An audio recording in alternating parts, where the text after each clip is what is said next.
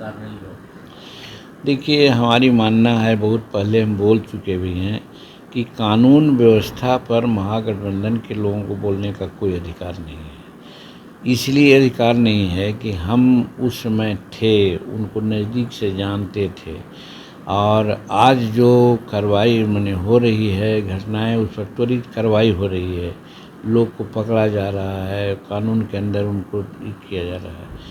आज ऐसा नहीं हो रहा है कि गलत काम करने वाले, अपहरण करने वाले, लूट करने वाले लोगों का निगोशिएशन सीएम हाउस में होता था।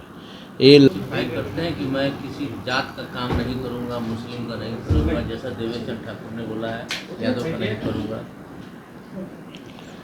हमको इसकी कोई जानकारी नहीं है कि उन्होंने क्या बोला है। अब आप बोल रहे हैं, उसका में हम प्रतिक्रिया नहीं दे सकते हैं। सर, नीट के पेपर लीक को काफ़ी हंगामा हो रहा है। विरोधी दल बोल रहे हैं कि भाजपा जहां जाती है पेपर लीक कराती है। नहीं, इसमें भाजपा और कांग्रेस और महागठबंधन का मामला नहीं है। एक बात सही है कि नीट के परीक्षा में पेपर लॉक हुआ है, उसके अलावा बिहार में भी कई जगह हुआ है, लेकिन उस पर सरकार बहुत सख्त हुई है और कार्रवाई कर रही है। आप देखते हैं कि जो उसमें लगे हुए हैं, उसमें भी एजेंसी जांच कर रही है, उनके गार्जियन से भी बात कर रही है। तो कहने का मतलब है कि उसको इरिडिकेट करने के लिए, ख़त्म करने के लिए सरकार कटिबद्ध हो गई है, और हम समझते हैं कि आगे अब इस प्रकार की बातें नहीं होंगी। लेकिन आपको लगता नहीं कि जिस तरह से लगातार, चाहे वो शिक्षक पेपर लीक का मामला हो, सिपाही पेपर लीक का मामला, इसमें कई मास्टरमाइंड, पिन किंग जो है नालंदा के संजीव मुखिया और कई लोगों का नाम आ रहा है, तो इसमें लगता नहीं कि बिहार के जो गरीब और मेधावी छात्र हैं उन पर एक जरूर पेपर लीक होने से स्वाभाविक बात है कि जो गरीब है और मेरिटोरियस है, उसका मेरिट और गरीब का जो होना चाहिए जस्टिस नहीं हुआ है। पैसे वाले लोग, पैरवी वाले लोग पैसा दे करके अपना पेपर लीक करवा करके पढ़ते रहे हैं, आगे बढ़ते रहे हैं।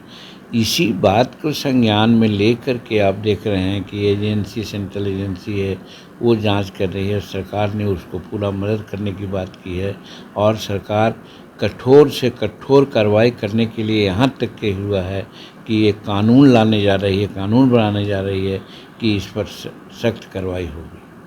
मुजफ्फरपुर का एक मामला आया है, मंत्री जी, शेल्टर होम का मामला आया है। लड़कियों को बुलाया जाता था, गंदे काम कराए जाते थे। क्या लगता है कि इस पर कोई कानून बनना चाहिए, किस तरह के काम बंद हो जाए? ये तो पुरानी बात है, बहुत पुराने, इस पर भी बहुत से इन्वेस्टिगेशंस हुए हैं, और ये अगर हुआ है तो गंदा काम हुआ है, और इंक्वायरी में क्या अगर आता है तो जो इसके लिए जवाबदेह होंगे, जिम्मेदार होंगे, उन पर सख्त से सख्त कार्रवाई होगी। बिहार के कानून व्यवस्था पर आरजेडी की तरफ से लगातार हमले किए जा रहे हैं। बोल रहे हैं कि शायद ही कोई दिन नहीं है जहां हत्या, लूट, बलात्कार नहीं हो। देखिए, हमारी मानना है, बहुत पहले हम बोल चुके भी हैं कि कानून व्यवस्था पर महागठबंधन के लोगों को बोलने का कोई अधिकार नहीं है। इसलिए अधिकार नहीं है कि हम उस समय थे, उनको नज़दीक से जानते थे, और आज जो कार्रवाई माने हो रही है, घटनाएं, उस पर त्वरित कार्रवाई हो रही है, लोग को पकड़ा जा रहा है, कानून के अंदर उनको किया जा रहा है। आज ऐसा नहीं हो रहा है कि गलत काम करने वाले, अपहरण करने वाले, लूट करने वाले लोगों का निगोशिएशन सीएम हाउस में होता था। ये लड़के भूखे हैं भाई, ये सब अनएम्प्लॉयड हैं, कुछ कर दो। डॉक्टर किडनैप होके आते थे, उनको ऐसा कहा जाता था और छोड़ा जाता था। वो स्थिति आज नहीं है। ये गजब की स्थिति थी। ऐसे लोग आज लॉ एंड ऑर्डर की बात करते हैं तो शोभा नहीं देता है।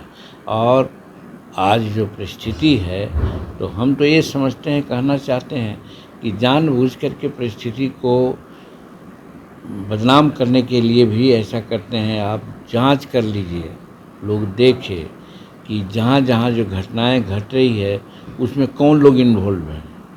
अगर सरसरी निगाह से देखा जाएगा तो हम समझते हैं कि राजद के लोग ही उसमें इन्वॉल्व विशेष करके हैं। तो जानबूझ करके लॉ एंड ऑर्डर को बदनाम करने का उन लोगों का साजिश है। लेकिन नीतीश कुमार की सरकार है, सख्त है, इस पर सख्त से सख्त कार्रवाई करेगी।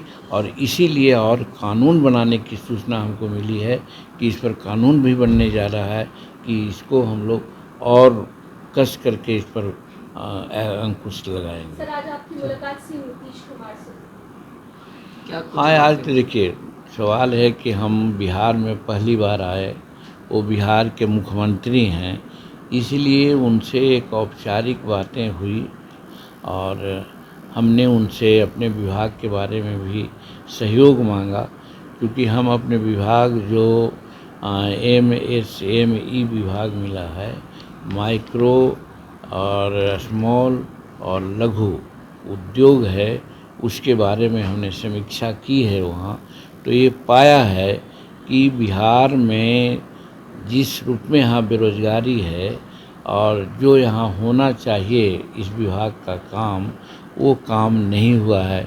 चाहे क्वायर का मामला हो, चाहे खादी का मामला हो, चाहे और सब चीज़ का है। तो उसमें हम जो वहाँ समीक्षा किया, बताया गया कि राज्य सरकार का सहयोग होना ज़रूरी होता है, ख़ास करके ज़मीन देने में लोग दिक्कत करते हैं। तो इस पर हमने माननीय मुख्यमंत्री से वार्ता किया कि भाई हम वहाँ समीक्षा किया है, अभी विशेष समीक्षा नहीं कर पाए हैं क्योंकि अभी जस्ट स्टार्ट हुआ है हमारा। अभी PA और OSD वगैरह का जो है वो लोग अभी फिक्स न हुए हैं, लेकिन तो भी किया है, उसमें यही बात निकल के आई है कि सरकार ज़मीन देने में कोताही करती है, इसलिए वैसा होता है। तो मुख्यमंत्री जी को हम धन्यवाद देते हैं, उन्होंने बहुत साफ शब्दों में कहा कि जो भी ज़मीन की ज़रूरत होगी हम लोग सब ज़मीन देंगे, आप अपना काम कीजिए।